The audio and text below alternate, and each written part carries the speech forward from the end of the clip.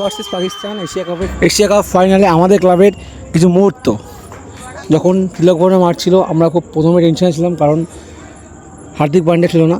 তো শিবম দুবে খুব ভালো খেলেছে, বিশাল ভালো খেলেছে। উইনিং শট মেরেছে রিঙ্কু সিংয়ের রাশি ও কপাল খুব ভালো, কারণ সে এশিয়া কাপে পুরোটাই খেলেনি, কোনো ম্যাচে খেলেনি, সে পুরোপুরি বাইরে ছিল। হার্দিক পান্ডিয়ার চোট খেলো, হার্দিক পান্ডিয়া বাইরে বসে গেল ও তার পরিবর্তে এলো রিঙ্কু সিং, এবং রিঙ্কু সিংয়ের সুন্দর ইয়েতে আমাদের ইন্ডিয়া জিতে গেল। ও এটা জেতার দরকার ছিল, কারণ অপারেশন সিন্দুরের যেই সাকসেসটা পেয়েছি আমরা, তারপরে তিলক বর্মা অপারেশন সিন্দুরটা ক্রস করলো ও পাকিস্তান কোনোভাবে আমাদের ইন্ডিয়ার সাথে জিততে পারবে না, এটাই প্রমাণ করলো।